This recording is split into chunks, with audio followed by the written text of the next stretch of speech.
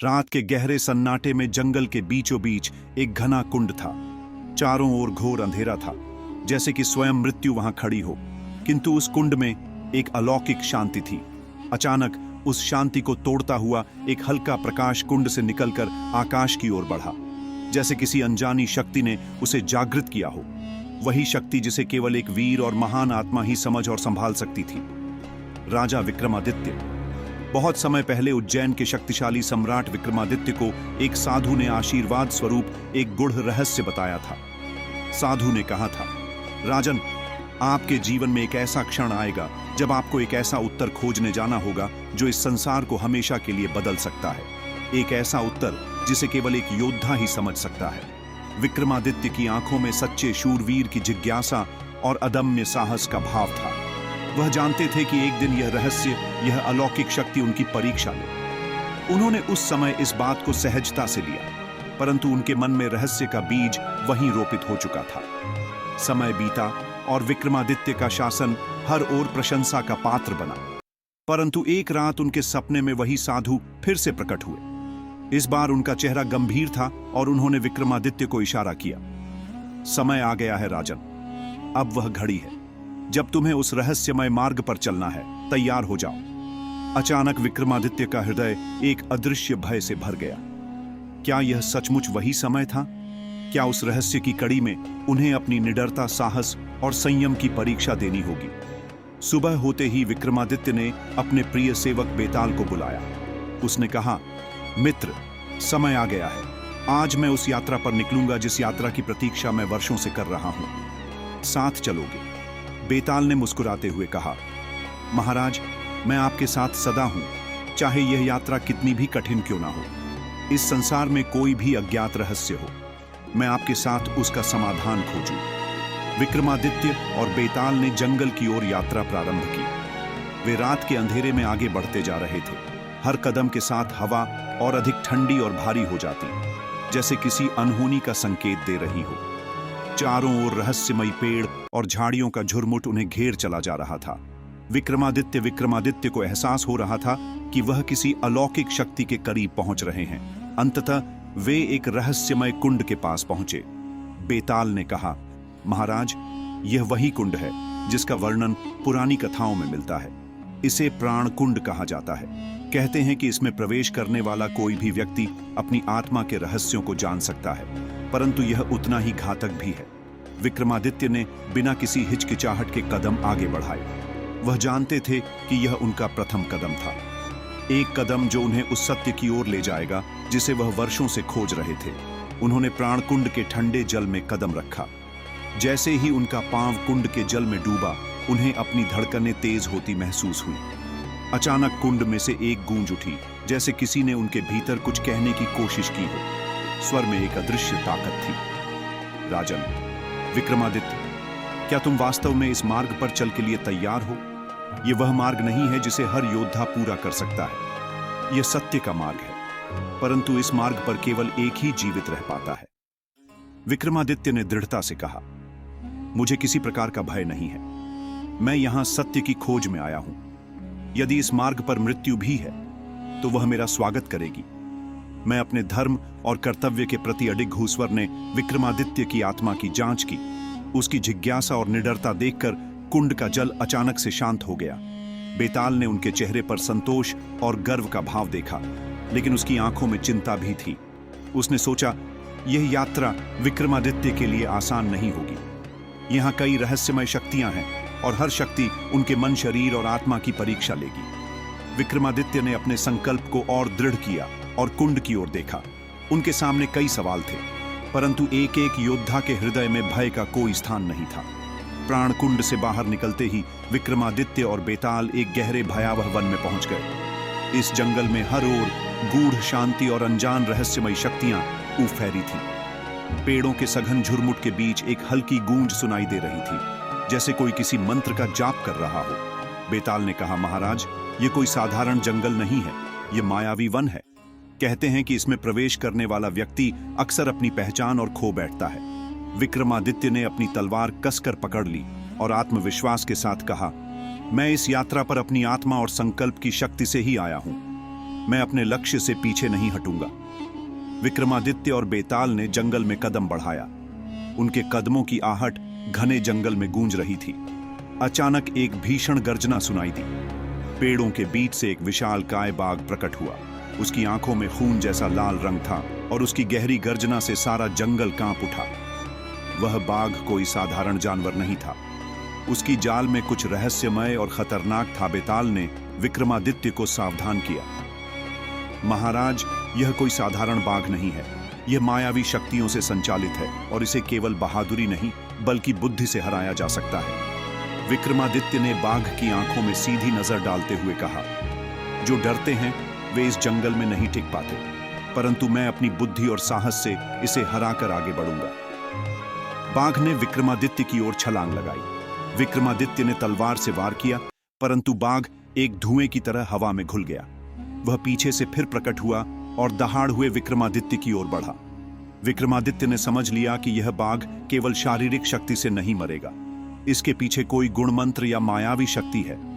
उन्होंने बेताल से पूछा, इस मायावी शक्ति को कैसे हराया जाए? बेताल ने उन्हें एक उपाय बताया। राज, आपको अपनी आंखें बंद कर ध्यान लगाना होगा और अपनी आत्मा की शक्ति को जागृत करना होगा। केवल आपकी आंतरिक शक्ति ही इसे हरा सकती है। विक्रमादित्य ने बिना एक पल गंवाए अपनी आंखें बंद की और अपने भीतर ध्यान केंद्रित किया।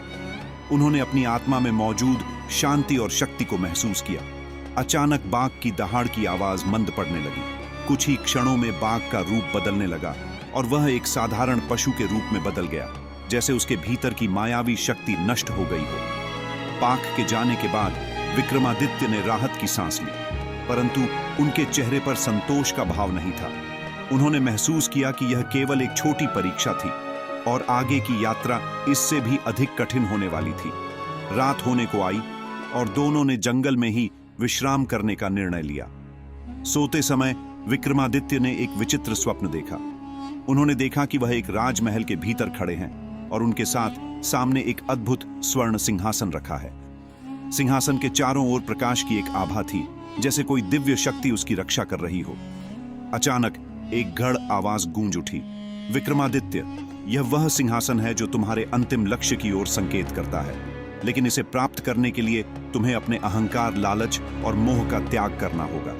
तुम तभी इसके योग्य बनोगे जब तुम अपने मन और आत्मा को पूर्ण शुद्ध कर लोगे। विक्रमादित्य ने उस सिंहासन की ओर देखा और उसकी चमक से उनकी आंखें चौंध आ गईं। तभी स्वप्न समाप्त हो गया और वह जाग गए। स्वप्न से जागकर विक्रमादित्य ने बेताल से कहा, मुझे लगता है कि यह यात्रा केवल बाहरी चुनौतियों की नहीं है, बल्कि यह मेरे अंदर के अहंकार, लालच और मोह को दूर करने की भी है। बेताल ने सहमति में सिर हिलाया। महाराज, यही मायावी वन की वास्तविक परीक्षा है। इसे पार करने के लिए आपको अपनी आंतरिक रियों को दूर करना होगा। आगे आपको और भी गूढ़ और शक्तिशाली परीक्षाओं का सामना करना पड़ेगा। अगली सुबह जैसे ही दोनों यात्रा आगे बढ़ाने के लिए तैयार हुए, एक रहस्यमय धुआं उनकी ओर बढ़ने लगा। उस धुएं में से एक देवी प्रकट हुई। उनके चेहरे पर अद्भुत तेज था और उनके हाथ में एक मंत्र लिखित पर्ची थी। देवी ने विक्रमादित्य को कहा, हे राजा, मैं इस यात्रा में तुम्हारी सहायता करने आई हूं। यह मंत्र पर्ची तुम्हें आने वाले संकटों से रक्षा करेगी, लेकिन याद रखना, इसे तभी प्रयोग करना जब परिस्थिति तुम्हारे नियंत्रण से बाहर हो। विक्रमादित्य ने श्रद्धा से देवी के चरणों में प्रणाम किया और मंत्र पर्ची को अपने पास रख लिया। उन्हें यह समझ आ गया था कि आगे की यात्रा अत्यंत खतरनाक है, लेकिन देवी की कृपा से उनका आत्मविश्वास और बढ़ गया। देवी के जाने के बाद विक्रमादित्य ने उस मंत्र पर्ची को अपने हृदय के पास रखते हुए महसूस किया कि उनकी आंतरिक शक्ति भी जागृत हो रही है। अब वह अपनी यात्रा के अगले पड़ाव की ओर और अधिक दृढ़ता के साथ आगे बढ़ने के लिए तैयार थे। मायावी वन में देवी से मंत्र पर्ची मिलने के बाद विक्रमादित्य का आत्मविश्वास बढ़ गया था, लेकिन इस यात्रा में आने वाले खतरे अब भी उनका इंतजार कर रहे थे। जैसे जैसे वह आगे बढ़े, बेताल ने कहा, महाराज, अब हम उस स्थान की ओर जा रहे हैं जहां केवल वही व्यक्ति जीवित रह सकता है जिसके भीतर साहस, धैर्य और आत्मनियंत्रण की शक्ति हो। यह झील अनेक राजाओं की आत्माओं को अपने भीतर समेटे हुए है। विक्रमादित्य ने पूछा, क्या इस झील का कोई उपाय नहीं है?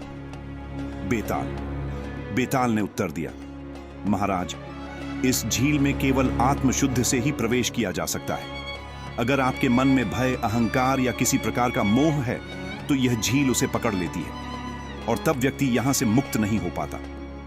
विक्रमादित्य झील के पास पहुंचे तो उन्हें वहां का दृश्य भयानक लगा। झील का पानी काले रंग का था और उसके चारों ओर मरे हुए पेड़ों की कतार थी। उन पेड़ों पर कई मृत राजाओं की आत्माओं की धूधी परछाइयां दिखाई दे रही थी। वे परछाइयां ऐसे हाथ बढ़ा रही थीं जैसे विक्रमादित्य को अपनी ओर खींचना चाहती हो। विक्रमादित्य ने अपनी तलवार को कसक पकड़ लिया और स्वयं को सावधान करते हुए कहा, मैं यहां किसी के भय से नहीं आया हूं। मैं इस शापित झील का सामना करने के लिए तैयार हूं। विक्रमादित्य ने जैसे ही झील के पानी को छुआ, उनके सामने एक जलभूत प्रकट हुआ। वह जलभूत पहले एक पराजित राजा था जो इस झील में फंस गया था। उसने विक्रमादित्य को घूरते हुए कहा, हे राजन, तुम कौन हो जो इस शापित झील में प्रवेश करने का दुस्साहस कर रहे हो? विक्रमादित्य ने गर्व से उत्तर दिया, मैं उज्जैनी का राजा विक्रमादित्य हूं। मुझे मेरी यात्रा का रास्ता दिखाओ। जलभूत हंसा और बोला, यह आसान नहीं है। इस झील में प्रवेश करने के लिए तुम्हें अपने भीतर की सभी कमजोरियों का त्याग करना होगा। अगर तुम्हारे भीतर थोड़ा भी अहंकार, क्रोध या लालच है तो यह झील तुम्हें नहीं छोड़ेगी। विक्रमादित्य ने उस जलभूत की चेतावनी को गंभीरता से लिया। उन्होंने झील के किनारे बैठकर आत्मनिरीक्षण करना शुरू किया। उनके मन में अपने पिछले जीवन के कई पल सामने आने लगे। उन्होंने सोचा कि उनके भीतर कोई ऐसा मोह या लालच तो नहीं है जो उन्हें इस झील में फंसा सकता है। विक्रमादित्य ने अपनी आंखें बंद की और अपने मन को शुद्ध करने का संकल्प लिया। उन्होंने अपने सभी स्वार्थ, क्रोध और मोह को त्याग दिया और स्वयं को आत्म शांति में लीन कर लिया। धीरे धीरे उनका मन निर्मल हो गया और उनकी आत्मा प्रकाश से भर उठी। जब विक्रमादित्य ने अपनी आत्म शुद्धि पूरी की, तब झील की जल तरंगों में एक हलचल सी होने लगी। जलभूत ने विक्रमादित्य की ओर देखा और कहा, तुमने अपने भीतर की शुद्धि कर ली है। अब तुम्हें इस झील का अगला रहस्य पता चलेगा। झील के बीचों बीच एक गोलाकार पत्थर उभर आया। जलभूत ने इशारा करते हुए कहा, वह पत्थर तुम्हें अपने अगले पड़ाव की ओर ले जाएगा, लेकिन ध्यान रखना, यह पत्थर केवल उन्हीं को पार करता है जो सत्य की खोज में होते हैं। विक्रमादित्य ने पत्थर की ओर बढ़ने का निर्णय लिया। जैसे ही उन्होंने पत्थर पर कदम रखा, झील की लहरों ने उन्हें ऊपर उठा लिया और उन्हें अगले रहस्यमयी द्वार की ओर ले जाने लगी। झील के पार पहुंचते ही विक्रमादित्य का सामना एक और द्वार से हुआ, जिस पर अनेक जटिल प्रतीक और चित्र खुदे हुए थे। बेताल ने उन्हें चेताया, महाराज, यह द्वार केवल उनके लिए है जो ज्ञान और सत्य की खोज में है। यहां कोई भी झूठ या धोखा सहन नहीं किया जाएगा। विक्रमादित्य ने साहस से द्वार की ओर कदम बढ़ाए और भीतर प्रवेश किया। अंदर पहुंचते ही एक मर्मस्पर्शी आवाज गूंज उठी, हे विक्रमादित्य, अगर तुम सच में सत्य की खोज में हो तो यह द्वार तुम्हें उस दिशा में ले जाएगा जहां परम ज्ञान और मुक्ति का मार्ग है। लेकिन अगर तुम्हारे भीतर कोई भी असत्य भाव है तो तुम यहां से आगे नहीं बढ़ सकोगे। विक्रमादित्य ने अपनी निष्ठा और सत्य की भावना को दृढ़ करते हुए उत्तर दिया, मुझे किसी स्वार्थ की नहीं, केवल सत्य की खोज है। मैं इसे किसी भी कीमत पर पाने के लिए तैयार हूं। विक्रमादित्य के सत्य भाव को देखकर द्वार ने उन्हें अगले पड़ाव की ओर जाने की अनुमति दे दी। जेल के रहस्य और परीक्षाओं को पार कर उन्होंने यह समझ लिया कि असली शक्ति बाहरी विजय में नहीं, बल्कि आत्मशुद्धि और सत्य की खोज में है।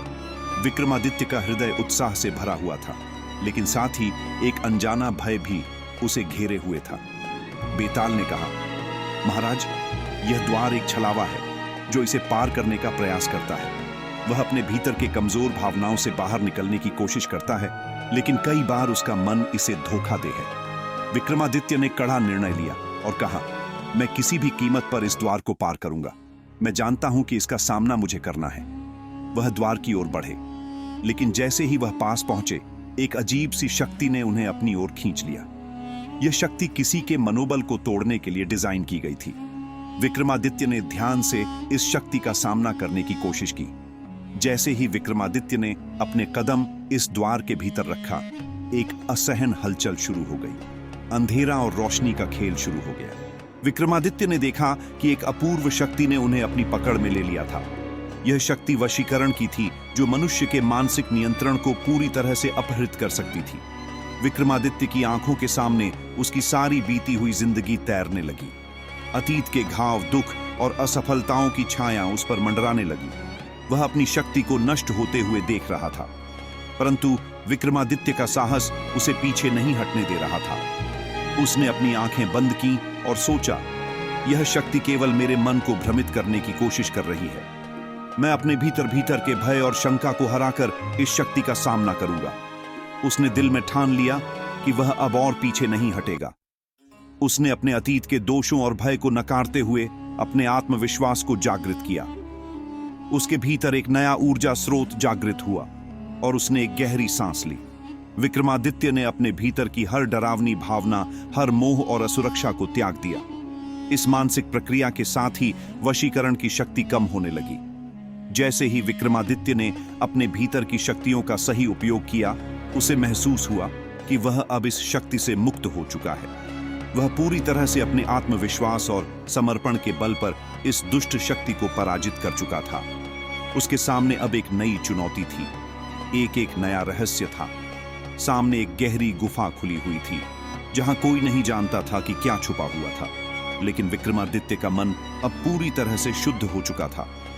बेताल ने कहा, महाराज, आपने वशीकरण की शक्ति को पराजित कर दिया है, लेकिन ध्यान रखें, अब भी और भी कई रहस्यमय द्वार हैं जिनका सामना आपको करना होगा। विक्रमादित्य ने अपना कदम आगे बढ़ाते हुए उत्तर दिया, मैं जानता हूं बेताल, यह यात्रा जितनी कठिन होगी, उतना ही मुझ अपने आत्मबल को जानने का अवसर मिलेगा। विक्रमादित्य ने गुफा के अंदर प्रवेश किया। वहां अंधकार था, लेकिन उनकी आत्मा में शांति और स्पष्टता थी। वह अब अपने अगले कदम के लिए पूरी तरह से तैयार थे। यह गुफा एक और परीक्षा का प्रतीक थी, एक ऐसा रहस्य जो केवल उन्हीं को सामने आता था जो सत्य की खोज में थे। लेकिन विक्रमादित्य के भीतर की शक्ति अब उसे हर चुनौती को पार करने के लिए प्रोत्साहित कर रही थी। वह आगे बढ़ते गए और जैसे ही वह गुफा के मध्य में पहुंचे, एक आवाज गूंजी, तुमने अब तक जो रास्ता तय किया है, वह तुम्हारी यात्रा का केवल पहला चरण था। असली परीक्षा अब शुरू होने वाली है। विक्रमादित्य ने अपने आप से कहा, जो भी आ जाएगा मैं उसका सामना करूंगा। इस यात्रा के अंत में मुझे वह ज्ञान और शक्ति मिलेगी जो मुझे अपने राज्य और लोगों की रक्षा के लिए चाहिए। अब विक्रमादित्य ने यह ठान लिया था कि वह किसी भी परिस्थिति में अपनी यात्रा को पूरा करेंगे, चाहे वह कितनी भी कठिनाई और भयानक परीक्षाओं से गुजरे। उनका उद्देश्य स्पष्ट था, सत्य, न्याय और अपने राज्य की सुरक्षा। आखिरकार विक्रमादित्य को यह एहसास हुआ कि इस यात्रा का सबसे बड़ा रहस्य केवल बाहरी शौर्य में नहीं था, बल्कि आंतरिक शुद्धता और आत्मबल में था। यह यात्रा अब उसकी आत्मा को एक नई दिशा और नई ताकत दे रही थी। विक्रमादित्य ने अपने कदम दृढ़ता से बढ़ाते हुए कहा, अब मुझे रोकने वाला कोई नहीं है। मैं आगे बढ़ूंगा, क्योंकि मुझे अपनी मंजिल का पूरा विश्वास है। विक्रमादित्य ने गुफा के भीतर कदम रखा और जैसे ही वह द्वार के पास पहुंचे, एक बर्फीली हवा का झोंका उन्हें महसूस हुआ। यह हवा एक अजीब सी शांति और ठंडक लेकर आई थी। उसने महसूस किया कि यह कोई सामान्य हवा नहीं थी, बल्कि समय की ठंडी धारा थी जो उसके मन और आत्मा को छूने की कोशिश कर रही थी। तभी बेताल की आवाज आई, महाराज, यह द्वार तुम्हारे समय से जुड़ा हुआ है। इसके पार जाने से तुम समय की शक्तियों से रूबरू होंगे। यह शक्ति तुम्हें आत्ममंथन करने पर मजबूर करेगी, क्योंकि यहां वह समय होगा जब तुम अपने जीवन के हर निर्णय का मूल्यांकन करोगे। विक्रमादित्य ने बिना कोई भय महसूस किए उत्तर दिया, मैं जानता हूं बेताल, लेकिन मुझे अपने उद्देश्य को जानने और समझने की आवश्यकता है। मैं इसे पार करूंगा। जैसे ही विक्रमादित्य ने द्वार को पार किया, वह एक अजीब सी दुनिया में आ गए। चारों ओर धुंध सी थी और समय का कोई ठिकाना नहीं था। अचानक एक आवाज गूंजी, तुम्हारे पास अब केवल एक दिन है महाराज। यह दिन तुम्हारे जीवन का सबसे महत्वपूर्ण दिन होगा। तुम जो निर्णय लोगे वही तुम्हारा भविष्य तय करेगा। विक्रमादित्य ने अपनी आंखें बंद की और कहा, मैं तैयार हूं, मुझे समय की इस शक्ति का सामना करना होगा। विक्रमादित्य ने अपनी आंखें खोली और वह भूतकाल में लौट आया। वह अपनी पूरी जिंदगी के उन क्षणों में वापस पहुंचा जब उसने कठिन फैसले लिए थे। उसने देखा कि कैसे उसने अपनों के लिए त्याग किया था, कैसे उसने अपने राज्य की भलाई के लिए लड़ाइयां लड़ी थी, और साथ ही उन दर्दनाक क्षणों को भी देखा जब उसकी गलतियां उसके पीछे घूमती रही थीं। वह अपने अतीत को देखने लगा और वह महसूस करने लगा कि कई बार उसकी आंखों के सामने सच था, लेकिन वह उसे देखने की हिम्मत नहीं जुटा पाया था। क्या उसे कभी अपनी गलतियों का एहसास हुआ था? क्या वह कभी अपनी कर्तव्यों से दूर हुआ था? इन सवालों ने उसकी आत्मा को झगड़ दिया। अचानक विक्रमादित्य को भविष्य का डर महसूस होने लगा। उसने देखा कि एक दिन उसका राज्य संकट में पड़ सकता है और वह खुद किसी कारणवश अपने लोगों को बचाने में असमर्थ हो सकता है। क्या वह उस दिन अपने राज्य को बचाने के लिए तैयार होगा? क्या वह अपनी शांति और आत्मविश्वास को बनाए रख सकेगा? भविष्य का यह डर उसे अंदर तक हिला रहा था, लेकिन उसने अपने भीतर की शक्ति को महसूस किया। वह दिन कभी भी आ सकता है, लेकिन मैं तब भी अपने राज्य और लोगों के लिए संघर्ष करूंगा। मेरे भीतर जो शक्ति है वह मुझे कभी हारने नहीं देगी, उसने अपने आप से कहा। अब विक्रमादित्य को समय के इस द्वार पर खड़ा होकर यह महसूस हुआ कि उसे अपने वर्तमान की पूरी ताकत से जीने की आवश्यकता थी। उसे अपने अतीत के दोषों और भव भय को छोड़ देना था। उसने अपने वर्तमान की पूरी महत्ता समझी। जो क्षण वह जी रहा था वही सबसे महत्वपूर्ण था।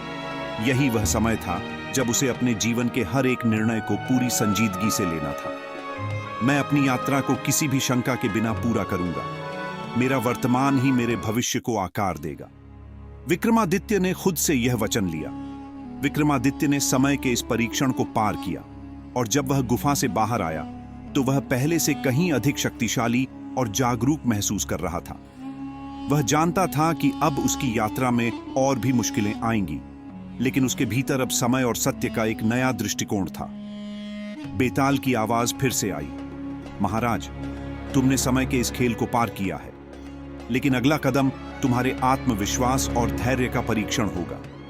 तुमने अपने अतीत और भविष्य से उभरकर वर्तमान को अपने हाथों में लिया है, लेकिन अभी तुम्हारे सामने और भी कठिनाइयां हैं। विक्रमादित्य ने अपने मन में पूरी दृढ़ता के साथ उत्तर दिया, मैं जानता हूं बेताल, अब मुझे रोकने वाला कोई नहीं है। मैं अपने सत्य और उद्देश्य के लिए किसी भी चुनौती का सामना करूंगा। विक्रमादित्य की आंखों में एक नया आक्रामक और दृढ़ विश्वास था और वह जानता था कि यह यात्रा अब केवल एक बाहरी परीक्षण नहीं थी, बल्कि यह उसकी आत्मा का सच्चा परीक्षण था। अब विक्रमादित्य ने पूरी तरह से यह समझ लिया था कि जो कुछ भी हो वह अंत तक अपनी यात्रा को पूरा करेगा। उसकी आत्मा में एक नई ऊर्जा थी और उसका उद्देश्य साफ था। उसकी आने वाली यात्रा की कठिनाइयों के बावजूद विक्रमादित्य ने यह ठान लिया था कि वह सत्य की ओर बढ़ेगा और वह कभी भी अपने मार्ग से विचलित नहीं होगा। विक्रमादित्य का सामना अब एक विशाल अंधकार से था। यह अंधकार एक गहरी खाई के रूप में फैला हुआ था, जो उसके मार्ग को पूरी तरह से ढकने की कोशिश कर रहा था। वह जानता था कि यह अंधकार बाहरी नहीं, बल्कि उसकी आत्मा के भीतर का था। यह उसके भीतर के डर, उसके भीतर के असंभव संकोच और उसकी कमजोरियों का प्रतीक था। वह घबराया नहीं, लेकिन उसने महसूस किया कि यह अंधकार केवल शारीरिक नहीं, बल्कि मानसिक और भावनात्मक भी था। उसने धीरे धीरे अपने कदम आगे बढ़ाए और उसकी आंखों में उस अंधेरे से लड़ा जाने वाला एक नया साहस था। तभी अंधेरे से एक गहरी और ठंडी आवाज आई, विक्रमादित्य, क्या तुम इस अंधकार को पार कर पाओगे? क्या तुम अपने भीतर के सबसे डरावने सत्य का सामना करने के लिए तैयार हो? विक्रमादित्य ने गहरी सांस ली और बिना किसी डर के उत्तर दिया, मैं इस अंधकार को पार करूंगा। मुझे अपने भीतर की असली शक्ति को पहचानने की आवश्यकता है और मैं उसे ढूंढने के लिए तैयार हूं। जैसे ही विक्रमादित्य ने अपना पहला कदम बढ़ाया, अचानक अंधकार में एक हल्की सी रोशनी दिखाई दी। वह रोशनी छोटी थी, लेकिन वह विक्रमादित्य के लिए किसी नई उम्मीद के संकेत की तरह थी। उसने उस रोशनी की ओर कदम बढ़ाए। अचानक रोशनी के अंदर एक विशाल दर्पण प्रकट हुआ। यह दर्पण न केवल उसके बाहरी रूप को दिखा रहा था, बल्कि उसके भीतर की असली सच्चाई भी उजागर कर रहा था। विक्रमादित्य ने देखा, उसके भीतर का व्यक्ति अब स्पष्ट रूप से सामने था। एक व्यक्ति जो अपने भय से डरता था, एक व्यक्ति जो अपनी गलतियों से भागने की कोशिश करता था, और एक व्यक्ति जो अपनी कमजोरियों को छिपाने के लिए हमेशा संघर्ष करता था। यह मैं हूं। विक्रमादित्य ने हैरान होकर पूछा, क्या यह सच है? उसकी आवाज में एक हल्का सा संकोच था, लेकिन फिर उसने महसूस किया कि यह वही भय था जिसे उसने जीवन भर छिपाने की कोशिश की थी। यह वह डर था जो हमेशा उसकी यात्रा में छिपा रहता था। दर्पण की आवाज गूंजी, यह तुम्हारा असली रूप है विक्रमादित्य। तुमने बाहरी दुनिया में महानता हासिल की है, लेकिन अंदर तुम अभी भी उस डर से घिरे हो जिसे तुम अपने दिल में दबाने की कोशिश करते हो। अब तुमसे सवाल किया जा रहा है, क्या तुम अपने भीतर के इस अंधकार से बाहर निकलने के लिए तैयार हो? विक्रमादित्य की आत्मा में गहरा द्वंद्व था। एक और वह डर था जो उसे डराता था, और दूसरी ओर वह साहस था जो उसे आगे बढ़ने की प्रेरणा देता था। इस द्वंद्व ने उसे असमंजस में डाल दिया, लेकिन एक गहरी समझ ने उसे यह महसूस कराया कि अगर वह अपनी यात्रा को पूरा करना चाहता है तो उसे अपने डर का सामना करना होगा। उसे अपने भीतर के अंधकार को उजागर करना होगा और उसे अपने साहस से चुनौती देनी होगी। मैं डर से भागने वाला नहीं हूं, विक्रमादित्य ने मन में ठान लिया। मैं अपनी पूरी ताकत से इस अंधकार को पार करूंगा। उसने धीरे धीरे अपने डर को स्वीकार करना शुरू किया। जैसे ही उसने अपने भीतर के भय को पहचानने का साहस किया, दर्पण में उसकी छवि बदलने लगी। अंधकार थोड़ी थोड़ी कम होने लगा। विक्रमादित्य को महसूस हुआ कि वह खुद को समझ रहा था और भीतर की शक्ति जागृत हो रही थी। विक्रमादित्य ने महसूस किया कि अब उसका भय कमजोर हो चुका था। उसने अपने भीतर की कमजोरी को चुनौती दी और अपने आत्मविश्वास को पुनः स्थापित किया। उसके भीतर जो शक्ति थी वह अब उसके पूरे शरीर पर में फैल रही थी। जैसे ही उसने पूरी तरह से अपने डर को स्वीकार किया, वह आत्मविश्वास से भरपूर हो गया। अब वह पहले से कहीं ज्यादा दृढ़ और निडर महसूस कर रहा था। अब मुझे कोई नहीं रोक सकता, विक्रमादित्य ने कहा, और एक तेज कदम से वह दर्पण से बाहर निकल आया। मैं इस अंधकार से बाहर आ चुका हूं। अब मेरा सामना किसी भी चुनौती से हो, मैं उसे पार करूंगा। विक्रमादित्य ने समझ लिया था कि यह अंधकार केवल बाहर का नहीं बल्कि उसके भीतर का भी था। इसने उसे यह सिखाया कि अपने डर का सामना करना और अपने भीतर की ताकत को पहचानना ही सबसे बड़ा साहस है। अब वह अपने जीवन में जो भी कठिनाइयां आएंगी, उन्हें वह विश्वास और साहस से पार करेगा। बेताल की आवाज फिर से आई, महाराज, तुमने इस अंधकार से बाहर निकलने का साहस दिखाया है, लेकिन अब तुम्हारी यात्रा में एक और बड़ा परीक्षण है। वह तुम्हारी सच्ची पहचान का परीक्षण करेगा। विक्रमादित्य ने मुस्कुराते हुए उत्तर दिया, मैं तैयार हूं। आप मुझे किसी भी शक्ति से डर नहीं लगता। अगर आपको यह कहानी और भी प्रेरणादायी लगी हो तो हमारे चैनल YouTube AI स्टोरीज को सब्सक्राइब जरूर करें, ताकि आपको और भी ऐसी अविस्मरणीय और जीवन बदलने वाली कथाएं मिल सकें। धन्यवाद।